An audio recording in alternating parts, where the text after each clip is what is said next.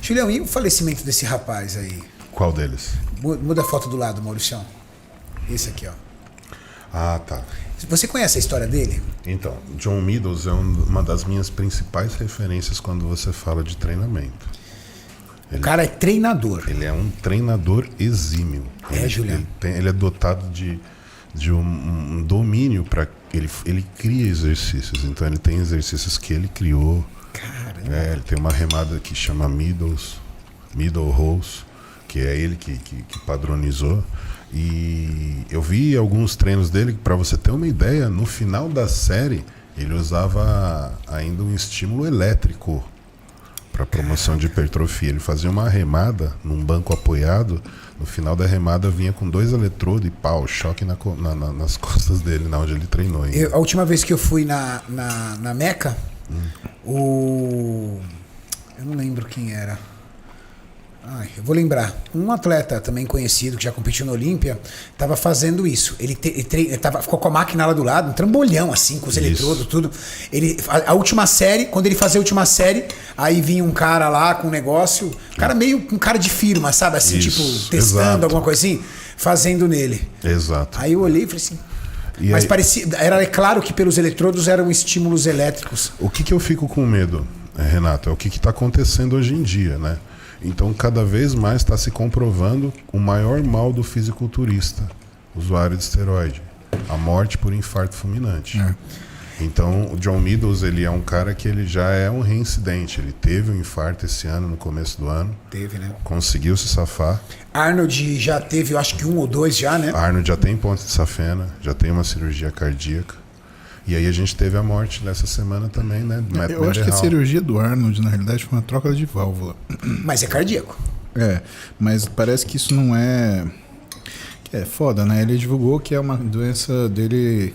ele já fez uma cirurgia, né? No coração, é a segunda. Duas eu sei trocas que ele de válvula. teve 2 problemas. E que, até por essa troca de válvula, ele hoje não pode treinar na mesma intensidade que ele treinava. Mas a gente nunca sabe, né? Porque uma coisa também é fato, né, Mussi? Uma coisa é fato. De todos os riscos que um hormônio esteroide pode apresentar, o único que realmente é comprovado, principalmente na molécula da testosterona, é o risco cardíaco. Os outros ainda carecem de estudos com indivíduos bem treinados e com doses mais altas. Porque, pra galera entender, o hormônio esteroide, meus amigos, foram criados para um tratamento. A medicina, a farmacologia cria essas substâncias não para fins estéticos ou de performance, mas para fins de tratar alguma doença. Então é difícil, por exemplo, vou ter uma pesquisa com trembolona. Eu acho que nem deve ter pesquisa de trembolona e uso em humanos para isso. Porque a trembolona não é uma droga normal para ser usada em seres humanos, né? Eu nunca vi. A droga de gado.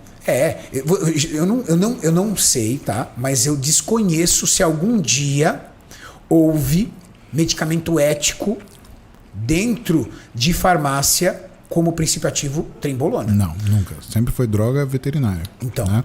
Como a boldenona. Ela começou como Finaplix, né? Num gado australiano. Só que eles notaram que quando dava trembolona sozinha, você tinha só ganho da musculatura do tronco, do dianteiro do bicho. Só que a maior parte da musculatura que a gente come é do traseiro. Então eles misturaram o Finaplix com o estradiol, com um tipo de estradiol. E aí os fisiculturistas que usavam esse Finaplix, quando colocou o estradiol, eles gostavam mais, porque desenvolvia mais membro inferior. Só que estradiol, você sabe que quando você coloca, um monte de efeito colateral acontece. Então você vê o risco que os caras corriam, né? Mas se você quiser falar disso, a gente fez um trabalho no consultório há 2 anos. E até pedi para o Júlio me ajudar e a gente chamar alguns fisiculturistas para a gente fazer a avaliação cardíaca. Então, um médico do esporte, que é o João Gifone, que é muito hábil na cardiologia, cardiologista também, ele faz um exame que chama strain miocárdico, né, ou speckle tracking. É um exame que vê a deformidade miocárdica, né? Então ele é um tipo de programação do ultrassom que olha o coração mais em 3D, como que ele torce em cima dele mesmo e vê como que ele contrai de baixo até em cima, que é normalmente a ordem de contração. E a gente pegou de de alguns atletas que a gente recrutou, que tinham alguns sintomas, né? E os caras, eles tinham um padrão de insuficiência cardíaca congestiva, de ICC. Coisa que tem que tratar, porque senão o cara vai infartar e não é com 50, é com 20, 30. Né? O que a gente sabe? O coração é o músculo que mais tem receptor para esteroide, tiroidiano e peptídeo. Tudo que você mexe no teu músculo estriado esquelético, você mexe no seu músculo cardíaco. Né? Então, assim, o abuser de esteroide, ele vai ter algum grau de alteração cardíaca. Mas um hormônio peptídico, por exemplo, é o GH, o hormônio do crescimento. Exatamente. Ele também pode trazer algum colateral, risco cardíaco? Sim, ele pode, e ele pode criar um padrão de lesão que a gente chama de fibrose miocárdica. Então o coração ele para de responder. Tem um trabalho que o João mesmo ele publicou, que é assim, ele pegava um cara que era corredor de endurance, né, e ele dava aquele alicate de pressão na mão dele. Então, pegava o cara lá que tinha uma pressão, por exemplo, 12/6, né, normal. Aí fazia o cara apertar o alicate de pressão. E ele ficava com o transdutor lá no coração do cara.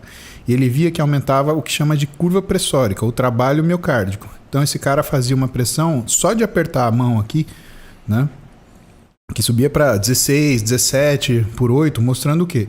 Que tinha um trabalho muscular vigente e que o coração respondia a isso. Beleza, ele foi fazer com o fisiculturista. Não deu. Ele botou o fisiculturista no leg press, sem resposta. Ou seja, o coração perdeu a capacidade de contrair forte para conseguir fazer o débito cardíaco que precisa. Caramba. É por isso que você vê muito fisiculturista, muito não, graças a Deus, mas você vê aquele cara grandão, cansadão, vai andar um quarteirão, aquele cara que você olha para ele e ele tá nesse padrão, isso é um padrão de insuficiência cardíaca congestiva. Esse cara precisa passar num cardiologista. E eles geralmente acham isso normal. Exatamente. Porque como todo mundo tem o mesmo, todos os amigos dele, bodybuilder, têm a mesma resposta, esse mesmo sintoma, ele fala, então tá em casa. A gente tinha um conhecido que faleceu até, né, carioca, um cara bem grande. Eu não citar nome que não faz sentido, né? Mas ele tinha esse padrão. Você conversava com ele, dava desespero, porque ele ele parado, aquele cansaço ruim, né? Se tiver alguém que está assistindo isso, que se sente assim, que tem esse cansaço ruim, que não passa, que vai andar um quarteirão e já cansa, cara, vai procurar um cardiologista, vai procurar um médico do esporte, vai investigar isso. Isso é sério, isso mata fisiculturista, meu.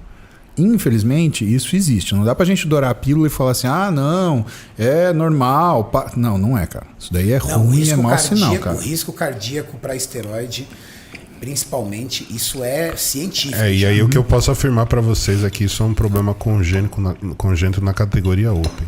Dificilmente você vai pegar um atleta Open que não fique com a respiração ofegante pelo excesso de peso corporal. Principalmente quando ele tá mais pesado. Eu não conheço. Principalmente quando ele está mais pesado. Exatamente. O esforço miocárdico é muito maior. Você tem que ver que você põe mais músculo, você tem a ação do hormônio sobre esse músculo e você tem a ação do músculo desenvolvido sobre a necessidade de débito cardíaco. E um músculo muito forte, ele está contraindo e o coração está brigando para fazer perfusão. Então não é uma coisa simples. E esse enrijecimento da parede do coração, ele é reversível? Uhum. Sim. A gente usa medicações... Não. A gente usa medicações específicas para isso. E pasme você, quando a gente começa a tratar, o cara começa a melhorar. Caramba. Cardio o que seria também, né? irreversível? Melhorar, assim, perdão. Não é melhorar a doença. Ele melhora a doença, ele melhora o físico, ele melhora o desempenho dele. E melhora Cardio o sintoma. essencial, né, Muzi? Cara, precisa. Eu não vivo sem cardio. E é aquele cardiozinho que eu faço no banho. Que todo mundo fala, mas esse cardio funciona. O cardio que eu faço no banho é para cuidar do meu coração. É 110, 120 batimentos, não passa disso. Ele é de moderada a baixa intensidade para o coração trabalhar e impedir que exista uma coisa chamada remodelamento, né? Que é como se fosse uma cicatrização, uma fibrose do músculo miocárdico que não está saudável.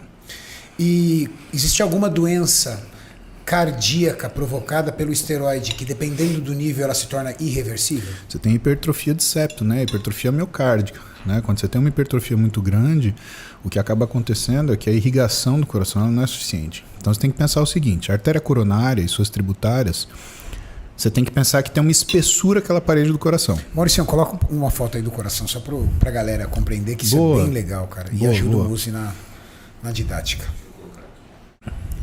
Coloca aí.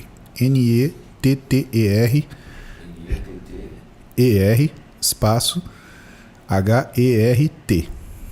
Caramba. É um notebook. Eu venho aqui, HRT. Isso. Deve pôr imagens, deve ter uma imagem do coração. Heart. H-E-R-T. Não, coisa. Aí. Boa! Primeira foto ali. A primeira, que o coração está cortado na metade. É exatamente essa. Bom, o que vocês estão vendo aí? Vocês estão vendo o coração cortado no meio. Vocês estão vendo que o músculo cardíaco ele tem uma espessura, tá? Então, quando a gente tem artérias coronárias... Eu vou abrir a imagem aqui para melhorar. Nossa, ficou legal pra caramba. Então, o músculo miocárdico ele tem uma espessura e ele tem essa parede de divisão entre o ventrículo direito e esquerdo, que é o septo, tá? Quando a gente olha a espessura da parede do coração, o que vocês estão vendo? Que o coração esquerdo, a parede do lado esquerdo, ela é muito mais grossa que a parede do lado direito. Verdade, passa aí o mouse pra galera entender, Maurício. As bordas, tá vendo? Do lado esquerdo. Tem... Dá pra ver o cursor? Boa. Esse é o lado direito, esse é o lado esquerdo. Do lado esquerdo você tem os músculos papilares, que é essa coluna que tem esse guarda-chuvinha grudado nele. Isso é a válvula. O conjunto de válvulas é a válvula e esse pilar embaixo, cárneo, né? Isso daí é um músculo papilar. Tá? Só que quando você hipertrofia demais o coração, ele dilata, isso não começa a não fechar direito. E essa parede do coração, essa lateral grossa, isso, vamos começar por essa, Maurício. Essa daí, 2/3 dela só é irrigado pela artéria coronária. O 1/3 que está dentro, ele é irrigado em contato com o sangue. Isso quer dizer que se você vai engrossando essa parede, chega uma hora que nem a coronária consegue penetrar o suficiente para poder irrigar e nem o sangue que está em contato consegue penetrar e gera uma área de hipóxia. Ela pode morrer? Morre. Fica apertado. Ela engrossa tanto que chega uma área que não tem irrigação suficiente. E isso é pior no septo, né?